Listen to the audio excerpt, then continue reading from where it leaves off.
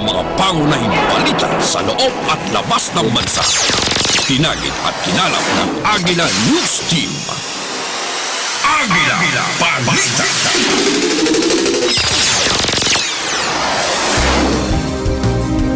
Magandang tanghali Pilipinas, ngayon ng Huwebes, Hulyo 25, 2019. Ito ang Agila Balita. Sabayan tayo napapakinggan sa Radyo Agila DCEC 1062 sa Mega Manila at sa ating mga Radyo Agila Provincial Relay Station sa mga lungsod ng Dagupan, Lucena, Cebu at Davao. Ako po si Angelo Palmones. Sa una ng mga balita, umiiral na El Nino sa bansa, humina na ayon sa DOST Pag-asa. Presyo ng bigas, target na maibaba ng pamahalaan sa 35 pesos per kilo. Pilipina na nanganganib mabitay sa Malaysia dahil naman sa ilegal na droga, tutulungan ng Malacanang. Mga opisyal ng Bureau of Customs, isasalang sa investigasyon ng Ombudsman. Batangas at ilang bayan, binabantayan na rin ng DOH dahil naman sa tumataas na kaso ng dengue. Sa balitang pulis, 4 ang arestado sa bypass operation sa Makati City. At sa balitang abroad, North Korea, muling nagpakawala ng 2 projectiles ayon sa South Korea. Sa detalye ng mga balita, lumakas pa ang pag-iral ng southwest monsoon o habagat at ngayon ay apektado na ang western section of Southern Luzon, Visayas at Mindanao. Ayon sa DOST Pag-asa, ngayong araw, ang Mimaropa at Western Visayas ay makararanas ng maulap na papawirin na merong isolated na mga pagulan at thunderstorms dahil sa habagat. Babala pa ng Pag-asa, ang mararanasang malakas na buhos ng ulan ay maaaring magdulot ng mga pagbaha sa mabababang lugar at landslide sa mga bunduking lugar. Sa Metro Manila naman at nalalabing bahagi ng Luzon, buong Visayas at Mindanao, bahagyang maulap hanggang sa maulap ang papawirin ay iral na mayroong isolated na mga pag-ulan. Nasa decaying stage o papahina na ang umiiral na El Nino batay sa karamihan ng climate models ayon sa DOST Pag-asa. Dahil dito, posible na ang bumalik sa neutral condition ang panahon pagsapit ng Agosto. Sa ilalim ng neutral condition, walang umiiral na El Nino o La Nina. Magugunit ang simula pa noong Pebrero, umiral ng El Nino. Samantala, ayon sa Pag-asa, asahan ng sa susunod na 6 na buwan ang pagpasok sa Philippine Area of Responsibility ng 7 hanggang 11 bagyo. Pinangunahan naman ni Defense Secretary Delpin Lorenzana ang turnover ceremony ng mga bagong kagamitan ng Philippine Coast Guard ngayong araw. Kasama sa turnover ceremony, si Transportation Secretary Arthur Tugade at ilang opisyal ng Coast Guard. Kabilang sa mga gamit ng PCG ay 90 units ng 4x4 pickup trailer hitch ball, 73 rubber boats, 12 units ng rigid inflatable boats at 7 units ng Coast Guard bus. Kasama din ang 5 ambulansya. Nakatagda ng ipambahagi ng Coast Guard sa kanilang mga district offices ang mga kagamitan upang magamit sa panahon ng pagtugon o pagresponde sa panahon ng kalamidad. Mananatiling below normal ang alokasyon ng tubig sa Metropolitan Waterworks and Sewerage System o MWSS sa Agosto, ayon ito sa National Water Resources Board. Sinabi ni NWRB Executive Director Sibilio David, ito'y dahil sa nananatiling mababa at patuloy pang nababawasan ang level ng tubig sa Angat Dam. Sa pinakahuling datos ng Pag-asa Hydrology Division, nasa 161.36 meters ang antas ng tubig sa Angat Dam. Ayon kay David, mataas lang ito ng higit sa 1 metro sa critical level para sa domestic supply at lubhang mas mababa naman sa minimum operating level ng dam na 180 meters. Dahil dito mananatili ang 36 cubic meters per second na alokasyon para sa MWSS. Ang normal na alokasyon para sa MWSS ay 46 cubic meter per second. Nauna nang sinabi ng NWRB, sakaling maabot ng Angat ang 180 meter mark, maaaring ikonsidera ang pagbabalik sa normal na water allocation sa Metro Manila. Ganman, sa kabila ng mga pagulan, hindi naging malaki ang pag-angat ng level ng tubig sa dam. Naitala naman ang magkakahiwalay na pagyanig sa Batanes at Batangas. Ayon sa DOST PBOX, magnitude 4.0 ng lindol ang yumanig sa 197 km hilagang kanluran ng Itbayat, Batanes alas 10:36 kagabi. May lalim ang pagyanig na 48 kilometers. Alas 12:44 naman, kanina madaling araw, tumama ang magnitude 3.1 na lindol sa layong 15 kilometro timog silangan ng Lobo, Batangas. May lalim naman itong 2 kilometro. Naitala ang instrumental intensity 2 sa Calapan City, Oriental, Mindoro. Tectonic ang pinagmula ng pagyanig at wala namang naitalang pinsala sa mga ari-arian. Hindi rin inaasahan ang aftershocks ayon sa PBOX. Naitala naman ang magnitude 3.5 na pagyanig sa Surigao del Norte. Ayon sa DOST PBOX, naitala ang pagyanig 77 km northeast ng bayan ng Burgos. Alas 8 ng umaga, may lalim itong 1 kilometro. Samantala, magnitude 3.0 ang naitala naman 63 km northeast ng bayan pa rin ng Burgos. Alas 9 ng umaga, may lalim na 20 km. Tectonic ang origin ng dalawang pagyanig. Walang naitalang pagkasira sa mga ari-arian o kaya intensities at aftershocks. Target ng gobyerno mababa ang presyo ng bigas sa bansa hanggang 35 pesos per kilo. Ayon kay Finance Assistant Secretary Tony Lambino, ang pagbaba ng presyo ng bigas ay inaasahang epekto ng Rice Tarification Law. Anya, lumakasing naapektuhan ang presyo ng mga pangunahing bilihin, partikular na ang taas ng buhay ng mga Pilipino. Sa katunayan, na pupunta sa bigas ang 20% sa kinikita ng low-income households. Gayunman, hindi pa rin masasabi kung kailan eksakto maaabot ng gobyerno ang nasabing presyo sa bigas. Nakatakda ng ipatupad ng Metropolitan Manila Development Authority o MMDA sa Agosto ang Provincial Bus Ban sa kahabaan ng EDSA.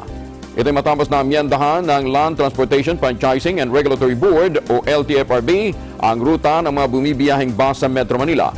Ayon kay MMDA Traffic Chief Bong Nebriha, hinihintay na lamang ang pag-aproba ng local government units sa bagong scheme.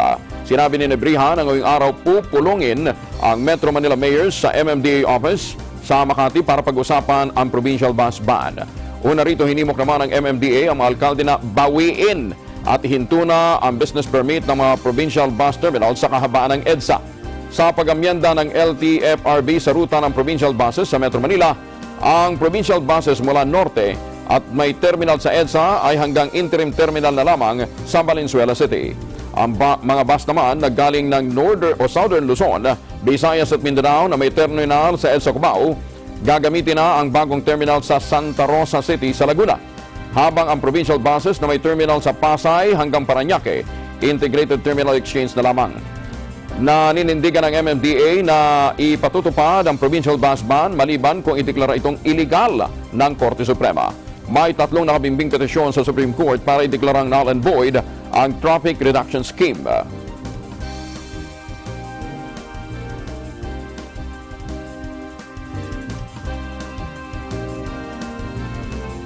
Magkatuwang na ipatutupad naman ang Metropolitan Manila Development Authority, Department of the Interior, Local Government at lokal na pamahalaan ang clearing operation sa lahat ng kalsada sa Metro Manila.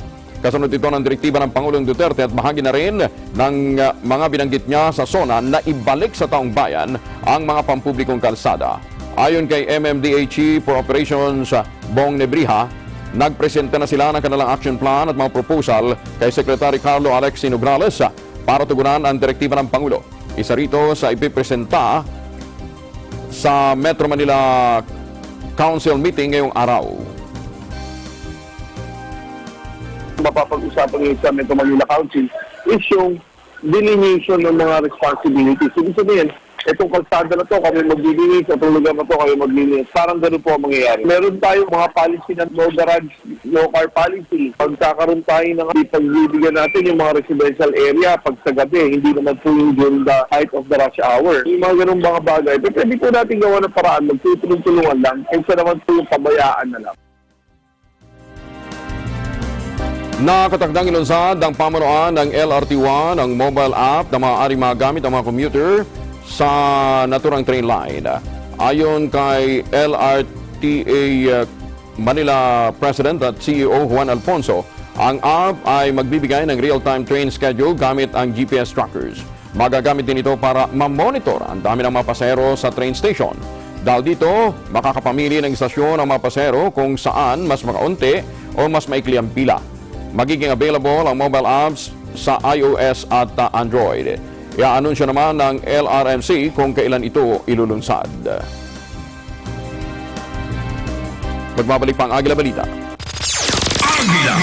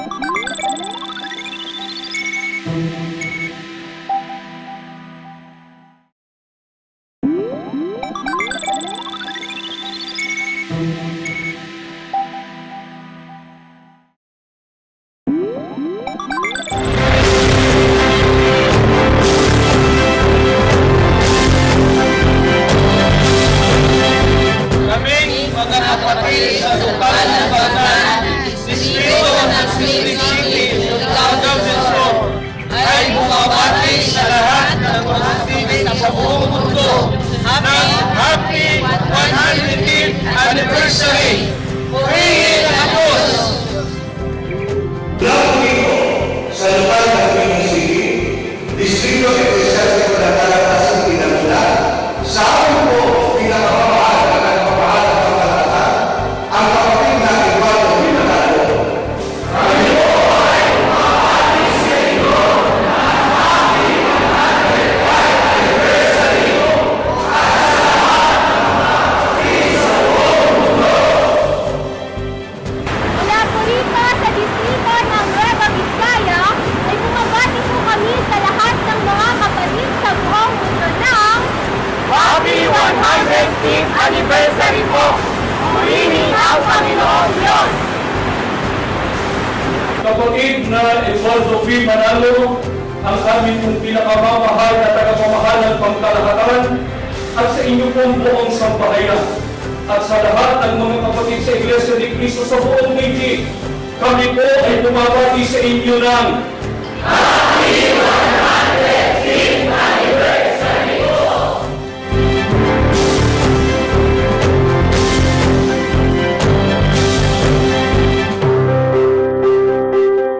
Young Once Upon a Time Season 3, tuwing linggo, alas 8 ng gabi. Agila, Balita. Balik tayo sa mga balita. Noong nakarang linggo, naging matagumpay ang pagdiriwang ng Science o National Science and Technology Week. Aba, ikinalunisan may lumabas na report ang COA na meron daw pong 251 na hindi pa nakukuhang pondo para sa set-up project ng Department of Science and Technology. Kasama ho natin ngayon sa studio si Secretary Fortunato de la Peña. Secretary, magandang tanghali po. Magandang tanghali. At saka si Director Jose Patalinghog III ng DOST National Capital Region. Director, magandang tanghali po sa inyo. Sec, siguro pinakamaganda munang maliwanagan natin to. Ito hubang 251 million pesos, ano bang impact doon sa set-up project? Actually, yung 251 million pesos, kung ihahambing mo sa 4.8 billion na release at pinakinabangan, halos wala pa sigurong 6% yun or 5% yung total amount. So, kung tutuusin, kung kahit naman siguro yung mga bangko, meron din mga ganong uncollectibles. So, Okay. oo. So, hindi naman kakaibang masyado. Kaya lang, i-present lang yung cumulative amount over the so many years of our program, hindi naman ipinakita kung in comparison with the total amount that has been given as assistance. Kailan pa ho nagsimula ang setup, Secretary? Ang setup po ay nagsimula noong 2003 pa. Oo, pero ang kalakhan ng amount na talagang naibuhos itong bandang huli na, itong mga 2016, Nung 2017, lumaki na ang 2018. demand. Opo. Lumaki Nung na ang marami demand. So mahigit siguro mga 3/4 noon o 2/3 nung total amount na 4.8 itong last 3 years lang dahil noon pa unti-unti lang siguro mga 20 million lang ang sa isang taon. Ngayon nasa umaabot na ng 800 million isang taon. Ang setup po ay Small Entrepreneur Enterprises. Enterprise Technology Upgrading Program. Oo. Layunin nito na yung mga kumpanyang mga 3 taon na sa operasyon makapag-avail ng tulong mula sa DOST through technology. Hindi perang binibigay ho ninyo, Secretary? Actually, pera yon. Pero ang bibiling equipment ay nasa pangalan ng DOST. Ganun? Hanggang hindi siya nababayaran completely, hindi naman itina-turn over ang titulo ng equipment dun sa tinulungan namin. So, pagkatanggap niya nung pera binibigay natin, nire-release natin, siya ay bibili na nung na-aproba namin na kailangan niyang bilhin at isang taon niya yung gagamitin na wala pang hulog. After 1 year, yung grace period na tinatawag, maghuhulog na siya buwan-buwan for 3 years. No interest. At no interest. Kita Nakita mo naman dun sa aking statistics na ibinigay, yung out of 4.8 billion so far, ang pinag-uusapan lang natin na overdue nga, yung 251 million, yun ang pinaka-recent, at saka yung the rest, yung accumulation ng mga ipinapa-write off na ng COA sa amin. Oo. Kasi kung technology ito, Secretary, baka naman na yun, fully depreciated na ho yun. Pwedeng mangyari, oo. Kasi actually, yung mga hindi nakakabayad, ang nangyayari namin doon ay binabatak namin kasi pag-aari namin yun. Oo. Ngayon, depreciated na pero usually naman magagamit pa. Kaya inihahanap namin ito ng siyang makikinabang. Halimbawa, yung ating mga universidad, state universities na mayroong mga laboratorio na makikinabang doon sa kanilang mga equipment, ay doon namin binibigay. Para lang din ho sa kaalaman ng mga nanonood ngayon. Isa ho sa mga nag-avail nitong programang ito, si Anthony Taberna, si Katunying, yung kanyang Tunying bake shop. Nag-umpisa ho itong maliit na bake shop. Ngayon ho, nasa 4 na yata na branches ang store ni Katunying. Director, dito ho sa NCR, paano ba i-avail yung setup? Well, kalimitan naman na standard sa lahat ng regional offices na ang unang hakbang nito ay magbibigay sila ng letter of intent. Okay. Pero dapat registered as business. O, Nakarehistro sa registered DTI. na yun. Okay. Registered na yun. Minimum requirement yun na kompleto na yung mga legal documents nila, including sa BIR, sa yung SEC registration nila in case of corporation. Kung single prop naman, nandoon siya sa DTI. So, kompleto na yun. Doon sa letter of intent na yan, medyo ikikwento na niya yung mga pangangailangan niya at kung ano yung ginagawa niya. Pwedeng co-op dito? Pwedeng sa kooperatiba. Pwede rin. So, pagkatapos ng letter of intent, magdi-dispatch kami ng mga experts namin sa in-house. Okay. So, to check and validate kung ano yung pangangailangan talaga niya. Versus doon sa alam namin na dapat yun ang gagamitin niya. Anong klase ng mga negosyo ang tinutulungan ng DOST? Well, dito, kung ako tatanungin mo dito sa Metro Manila, ang pinakamalakas natin dito is yung food manufacturing at yung metals and engineering. Okay. Yan ang 1 and 2 parati na malakas dito sa Metro Manila. No, although meron tayong mga other sectors pa, may mga pharmaceuticals, IT companies na tinutulungan, agriculture, aquaculture sa ibang probinsya. Dito sa Metro Manila, yun ang dalawang malakas. Director, sabi nyo, dapat 3 years na siyang nag-ooperate, Yes. Rehistrado sa DTI o sa SEC o kaya sa CDA, Yes, yes. Wala bang bilang o size ng negosyo kayong tinitingnan? Well, ang tinatawag nga natin dito, yung para sa micro, small, and medium enterprises po ito. So, pag nandoon ka sa kategory na yun, pwede kang matulungan ng DOST. Mga magkano yung operating capital niya? Well, minsan ang operating, ang micro is below 50 million. Below 10 million. Yun ang maliliit. Marami tayo dito sa Metro Manila nagsimula sa napakaliit na kapital. Na pinalago na lang natin, over the years na pagtutulong natin sa kanila. In fact, Secretary, ang kagandahan nitong setup ng DOST, natulungan yung value chain. Dati, halimbawa, yung magniniyog, bibenta niya na lang kopra. Ngayon, hindi na marami na siyang high-value products na naipuproduce dahil doon sa mga technology na naibigay ninyo. Gaano karami na ho ang adapter nito, Secretary? Adapter ng Setup?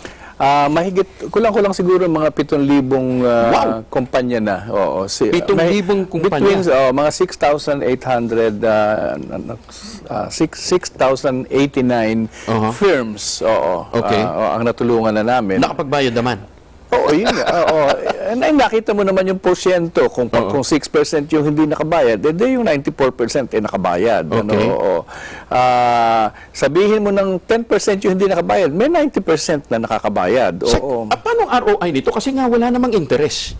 Sa gobyerno, walang ROI na in terms of money. So ito talagang total grant? Assistance. Hindi ito grant. Binabayaran nila. Isinasauli? Oo, sinasauli. Okay. Oo. Okay. Oo. At yun yung hinahanap ngayon ng COA? Yung hindi nakabayad, sabihin na natin. Baka naman yung iba galing ng Marawi. O kaya yung nadala ng Yolanda. Oo, marami, iba-ibang dahilan ng merong nagkasakit o namatay yung mga may-ari, meron namang na Yolanda o iba pang disaster, merong naapektuhan talaga ng global trend sa market, at meron din naman talagang entrepreneurs na hindi marunong mag-manage. Teka muna. On ground, ano experience natin, Director? Ako, ang experience ko doon sa sabi lang na amount ni Director na sinasabi nga na nakita ng COA, nag-contribute ang NDOST, NCR doon sa mga projects namin, meron kami doon mga 11 million na hinahabol. Okay. Pero ang naka-reflect lang doon, na parating ang pinapakita sa report sa akin, is that yung 5 million, hindi nakikita yung magkano na yung na-recover ko. So ongoing recovery yan eh. May proseso kaming sinusunod ngayon. Out of the 11 million, 4 years ago na hinahabol namin, magkano na-kolekta mo naman? Nasa 5 million na lang yung hinahabol ko ngayon. Okay. Pero magkano na-kolekta mo? Nasa over 6 million na. Hindi. Yung total sa programa. Nasa ang running percentage ko ngayon, ako yung sa highest buong region, nasa 98% ako eh. Hindi, pero magkano yung amount na nakalabas na yun? Ang nakalabas ko ngayong as recorded is close to more than 400 million. 400 million. Yeah. Tapos may hinahabol kang 11. 424 million. Yung pondong nare-recover, pinapautang uli yun? Hindi, binabalik sa treasury. Ganun? Yes. Yes, dinideposit namin yan. Bakit ganun? Hindi, hihingi na naman kami for the next year. Ang lupit naman nun. Di annually, humihingi kayo sa... Bakit hindi na lang i-retain? Total, tumatakbo naman yung Hindi negosyo. kami korporasyon. Hindi pwede yun. Okay. So, sa ngayon, magkanong pondo for this year? Magkanong pondo at... nasa kalagitnaan na tayo eh. Hindi ko familiar. Pero ako siguro mga nasa 700 million. Ang liit naman. Kasi nasa 70 lang ako. 70 Hindi ba pwedeng ano yun? Kasi nasa GAA, ano? GAA yun. Nasa GAA. So, hindi nyo pwedeng padagdagan, hindi pa pwedeng pataasan. Sa dami, kasi, tingnan nyo ninyo, sa dami ng mga negosyo na dapat matulungan, sabi ko nga, ang ganda ng impact nito sa value chain. Yung dati magniniyog, ngayon big time na negosyante na kasi naibebenta yung bunot, naibebenta yung bao. At saka yung coco jam. May high value product, hindi na koprang ordinaryo. So, paano ho mapupondohan pa ito ng dagdag, Secretary? Yun nasa DBM na yun. Oo. Pero humihingi naman kayo? Humihingi naman kami at walang katapusang paghingi.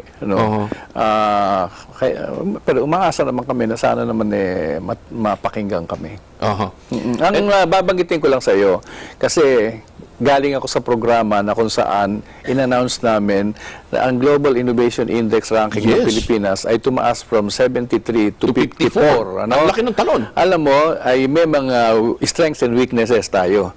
At ang isa sa weaknesses talaga nagpo-pull down sa atin yung tinatawag na institutional yung factor. Nandiyan na at saka yung market sophistication factor. Diyan nare-reflect yung credit at investments. Ang Pilipinas, doon sa 129 countries na yon, ang ranking sa ease of getting credit is 128. Tayo? Ganun kahina? Ganun kahina ang ease of getting credit. Kaya itong aming programa na to is really talagang pag-address doon sa ganung difficulty. Hindi naman namin binibigay ang pera, pinababayaran din namin. Hindi, tsaka sabi ko nga, the way para umasenso ang isang negosyo is through technology. Kahirap mag-loan sa bangko Talagang mahirap. Ito, Director, ano kailangan uli?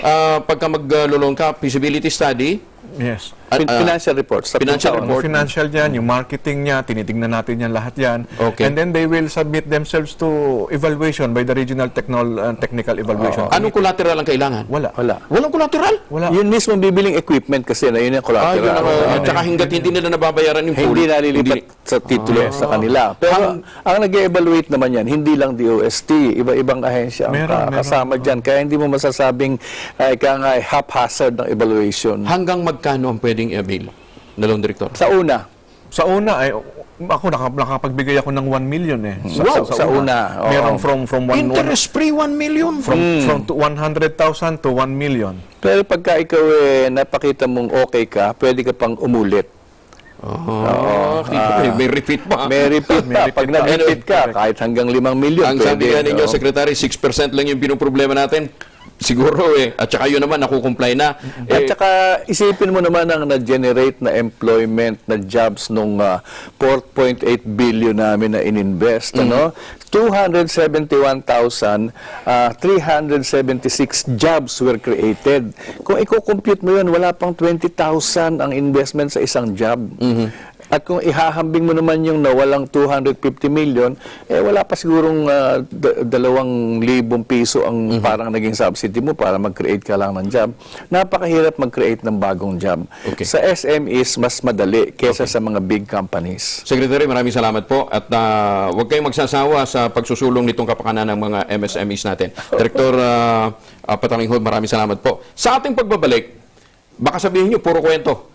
Isasama ho natin, kasama nila Secretary ngayon, ang ilan po sa mga adaptor, o isa sa mga adaptor nakinabang dito sa beneficiary, setup. Kumbaga sa dati ho maliit na negosyante, ngayon big time na Babalik ko tayo.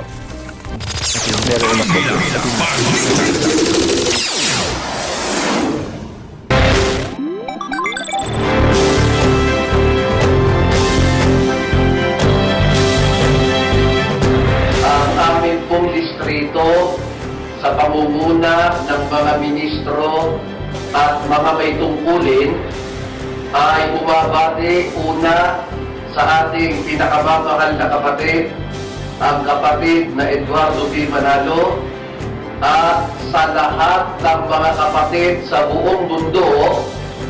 Happy 105th anniversary po! To all our brethren all over the world, we would like to greet everyone. Happy 105th anniversary! Happy 105th anniversary sa lahat ng Iglesia ni Cristo sa buong mundo. Purihin ang Panginoong Diyos. Sa lahat po ng mga kapatid sa buong mundo, bumabati po kami sa inyo ng Happy 105th anniversary!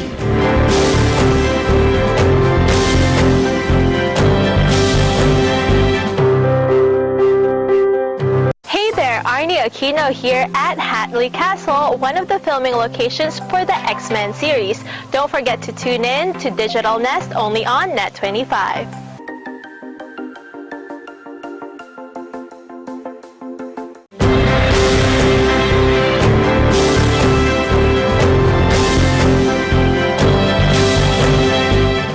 Sa lahat po ng mga iglesia ni Cristo sa buong mundo, lalo na po sa aming tagapamahalang pangkalahatan, ang distrito po ng Bukidnon ay malugod, maligaya at proud na proud po kaming bumabati ng Happy 105th Anniversary! Mabuhay ang Iglesia ni Cristo! Mabuhay ang tagapamahalang pangkalahatan at ang kanilang buong sambahayan! Purihin ang Diyos! Bumabati po kami sa lahat ng mga kapatid sa buong mundo ng Happy 105th Anniversary po! Sa pamumuno po ng mga ministro at mga manggagawa kasama ng kani-kanyang sambahayan at ng lahat ng mga may tungkulin sa Distrito Eklesiastiko ng Sabak, ay bumabati po kami sa ating pinakamamahal na tagapamahalang pangkalahatan, ang kapatid na Eduardo B. Manalo, at sa lahat ng kapatid sa buong mundo ng Happy 105th Anniversary! Mula po sa Tampatan Municipal Police Station, kami po ay bumabati. Sa lahat ng kapatid sa buong mundo, Happy 105th Anniversary! Purihin ang Diyos!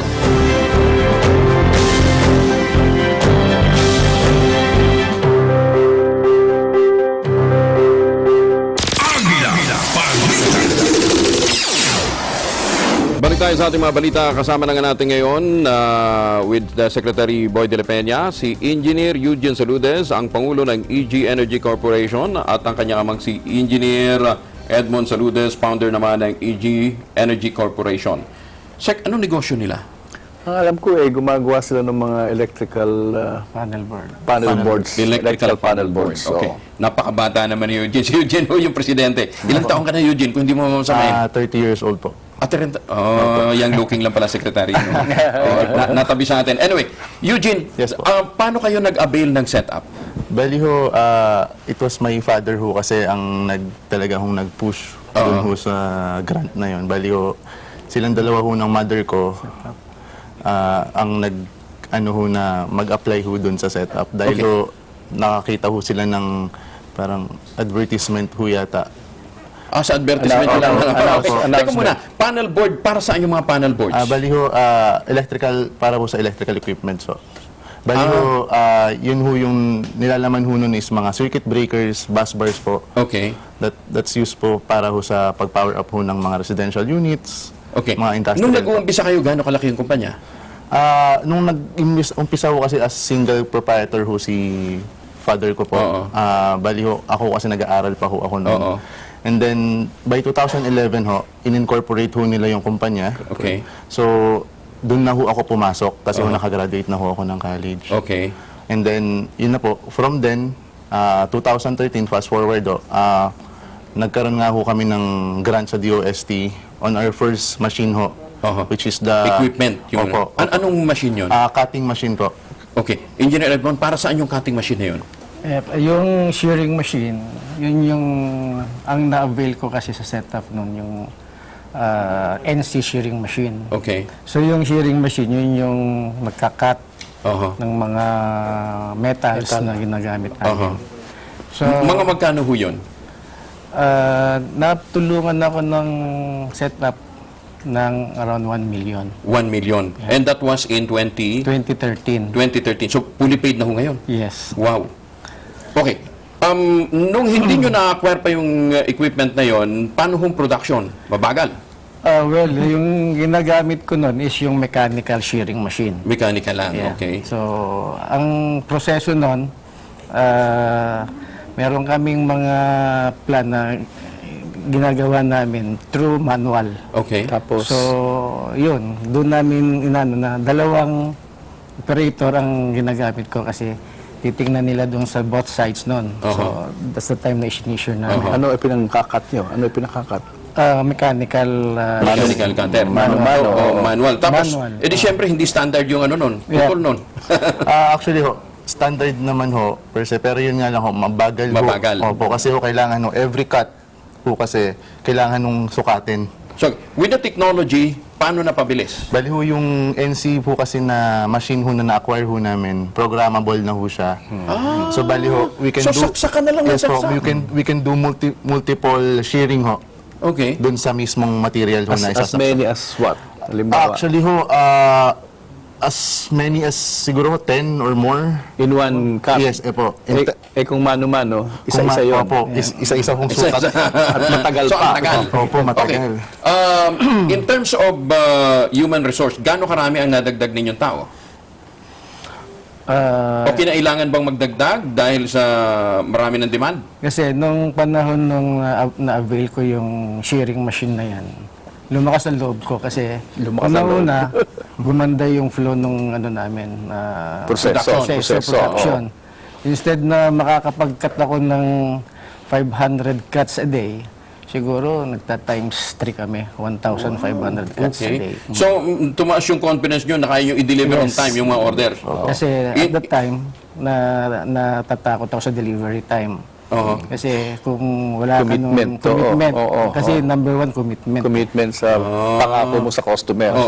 So, mga ilan ho ang na-increase? From 10 a day.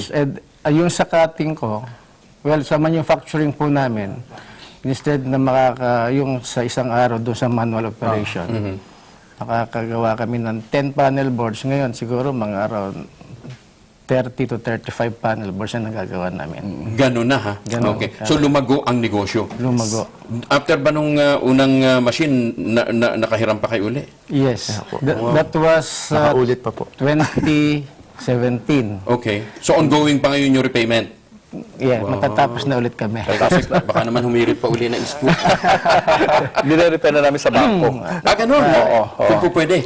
Oo. Hindi, pero when is the time na titigil na ho ang pagbibigay ng setup sa mga MSME? Yung pag naka-repeat na sila. Okay.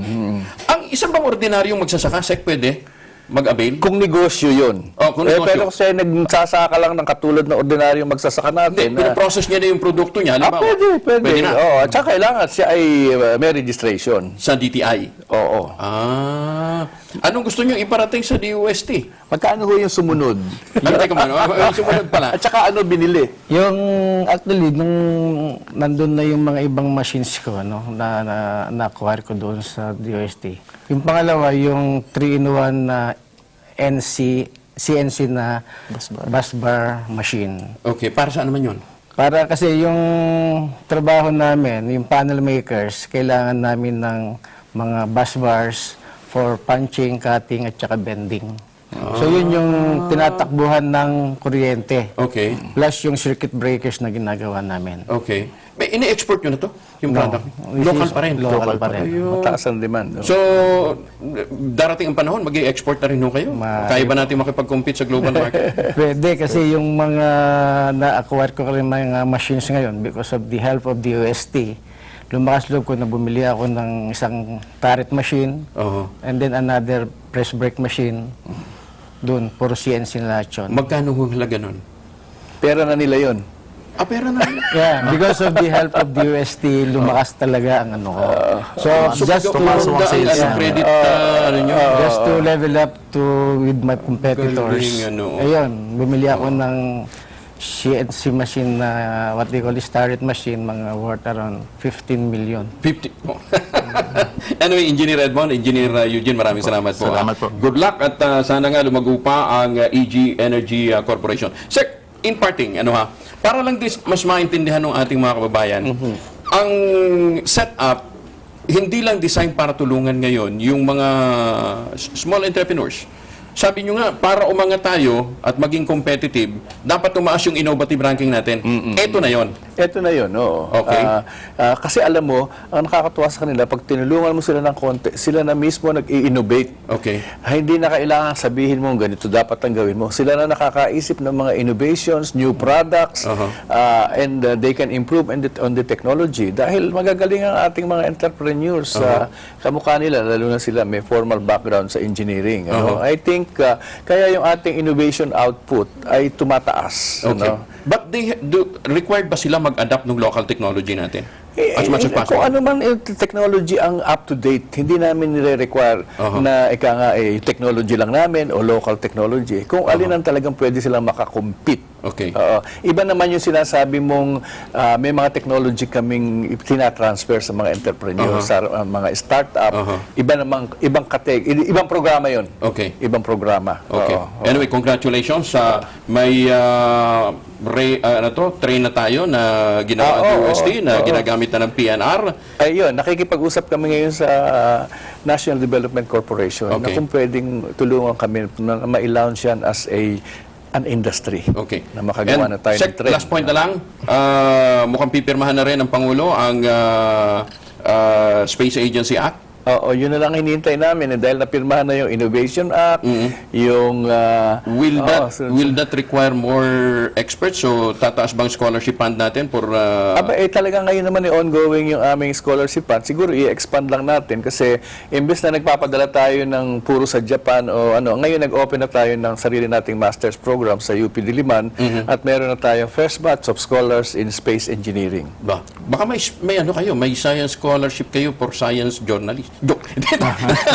Meron po kami dyan, pero kailangan empleyado namin kayo.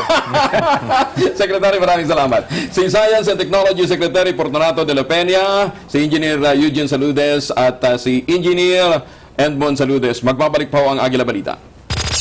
Agila Balita.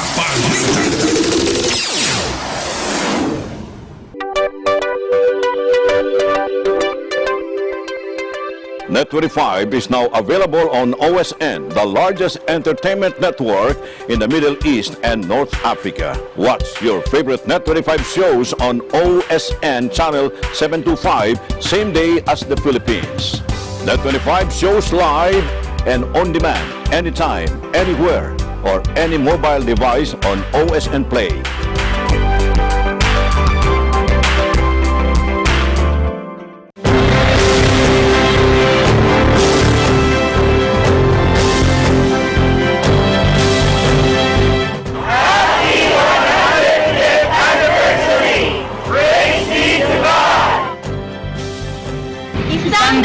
Limang taong pagpapala sa Iglesia ni Cristo. Maligayang anibersaryo po. Purihin ang Diyos.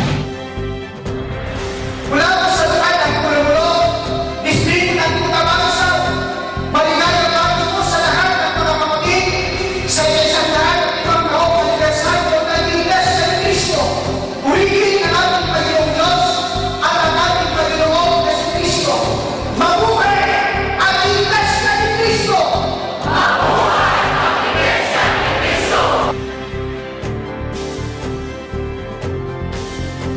Mula po sa Distrito Eklesyastiko ng Marinduque, sa pangunguna po ng mga ministro at mga manggagawa at lahat ng mga may tungkulin sa distrito, kami po ay buong galak at kaligayahang bumabati. Unay sa ating pinakamamahal na tagapamahalang pangkalahatan, ang kapatid na Eduardo V. Manalo at sa kanilang buong sambahayan at maging sa lahat ng mga kapatid sa buong mundo. Happy 110th anniversary po sa ating lahat!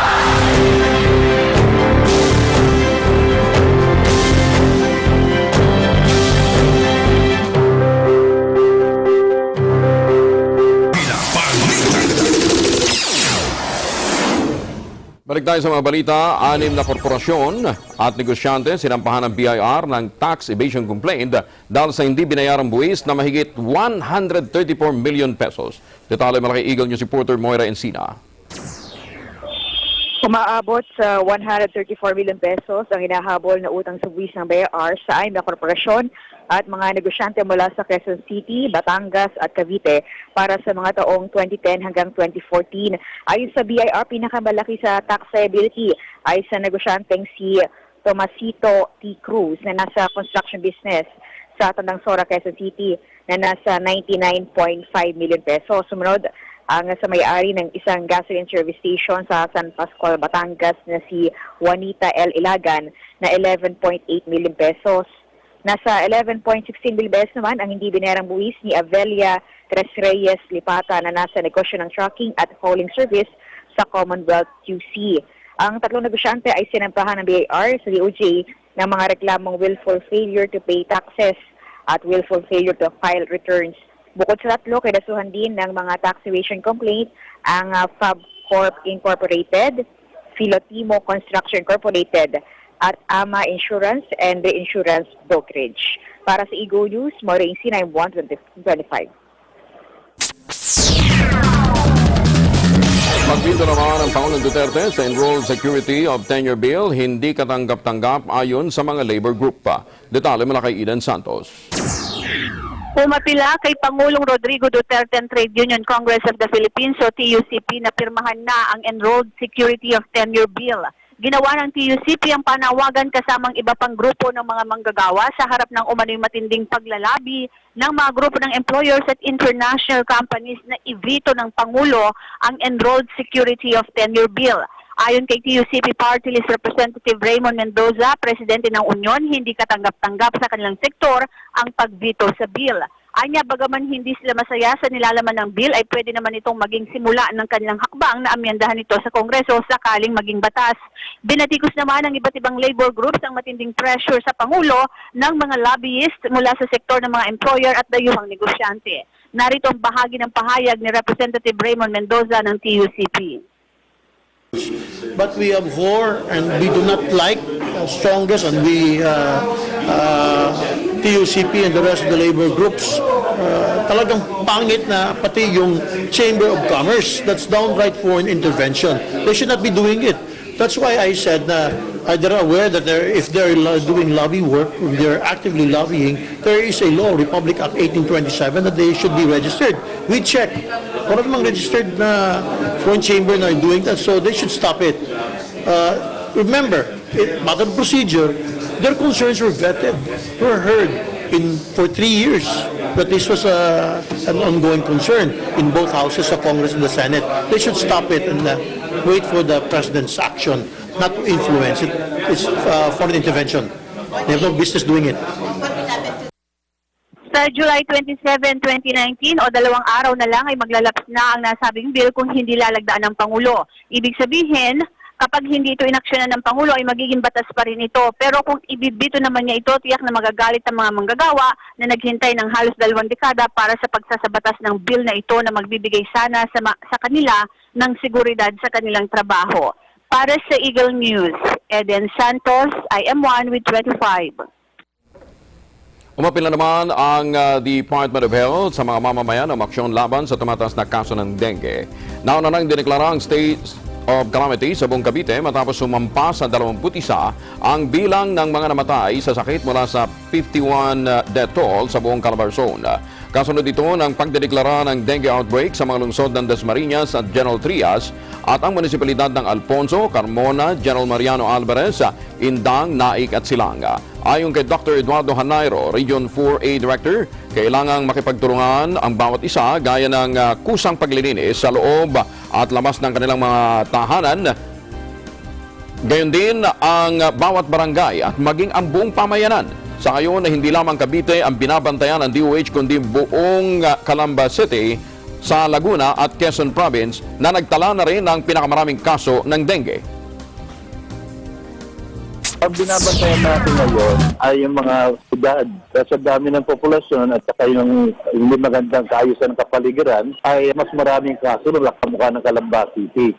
Pero ang isang probinsya na merong pinakamataas na pag-increase ay ang Quezon. Sa ngayon, wala pa naman silang pangangailangan sinabi sa amin, pero napababa na kami ng mga sprayman at insecticide at larvicidal para makatulong sa local government.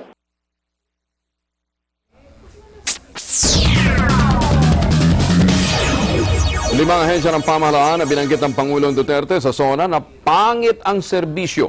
Pinuntahan na ng Presidential Anti-Corruption Commission. Detalye mo na kay Eagle News reporter Vic Saminta. Pinuntahan na ng Presidential Anti-Corruption Commission o PACC ang 5 ahensya na binanggit ni Pangulong Rodrigo Duterte sa kanyang SONA na napakabagal ng ginagawang pagsiserbisyo sa publiko. Ito ay ang LTO, Land Registration Authority, SSS, BIR at Pag-ibig.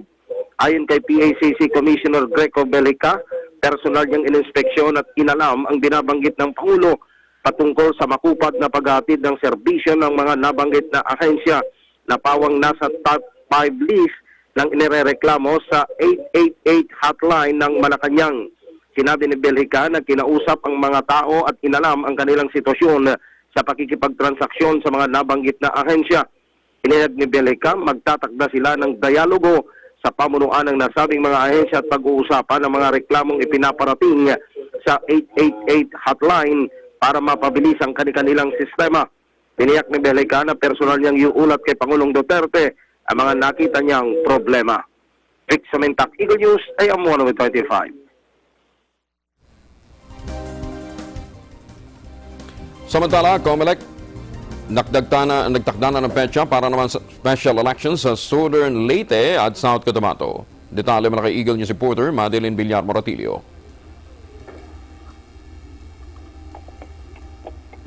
Mads? Samantala, ipinagutos na ng Office of the Ombudsman ang malalimang investigasyon sa mga opisyal ng Bureau of Customs. Kaugnay pa rin ito ng patuloy na pag-imbestiga sa nagaganap na korupsyon sa ahensya. Ayon sa Ombudsman, maaari silang magpataw ng preventive suspension sa mga nasasakupan nito kung makakakalap sila ng sapat at malakas na ebidensya.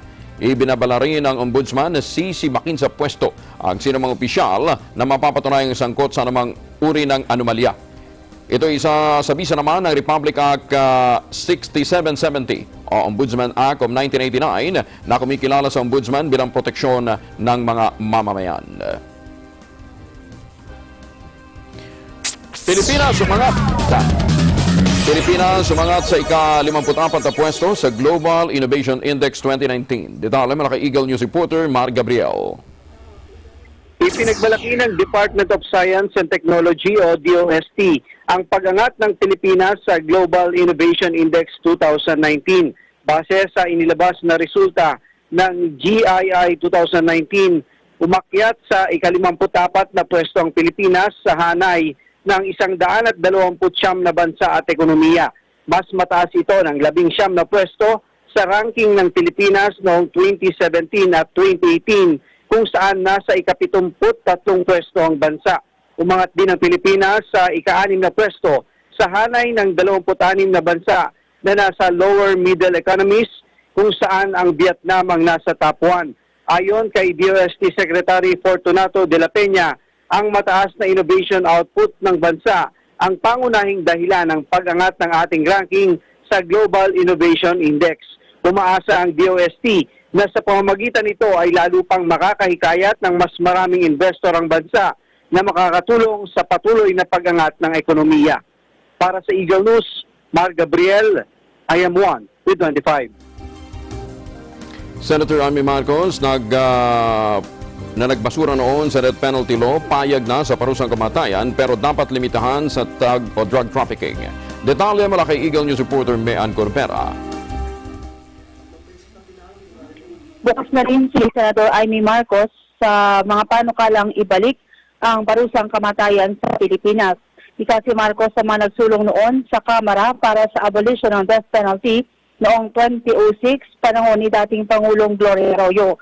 Nagbago raw ang kanyang pananaw at nakita ang pangailangan para ibalik ang parusang kamatayan dahil nasaksihan niya ang mga kaso ng brutality, level of inhumanity, terorismo at ibang karumal-dumal na krimen dulot ng paggamit ng iligal na droga.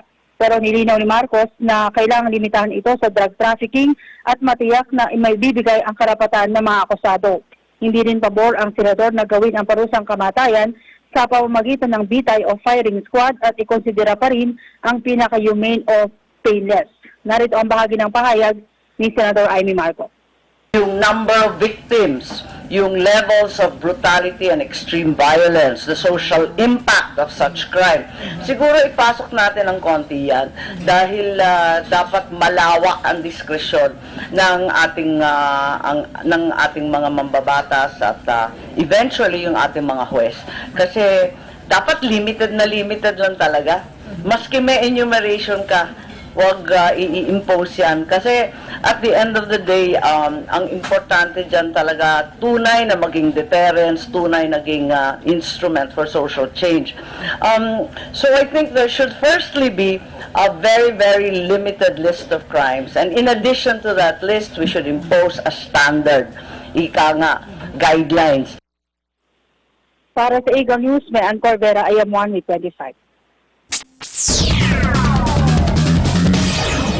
Comelec nagtakda na nga ng petsa para sa special elections sa Southern Leyte at South Cotabato. Detalye mula kay Eagle News reporter Madeline Villar Moratilio. Itinakda na ng Comelec ang petsa para sa gagawing special elections sa Southern Leyte at South Cotabato.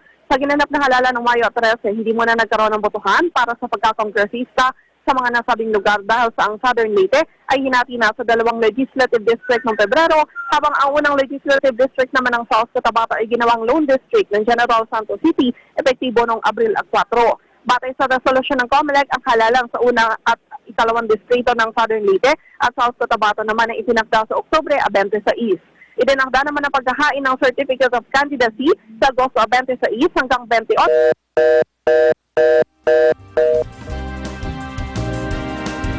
At yan ang kabuuan ng ating mga balita sa pangalan ng ating mga kaagapay sa Eagle News Service. Ako po siya ang kalapalmonan sa M1 with 25. Susunod ang letters and music dito sa Net 25 at Now and Then kasama si Julie Fernando sa Radyo Agila. Sumainyo ang mga balitang kinara, maingat na isinulat at inihanay ng Eagle News Service. Agila Balita!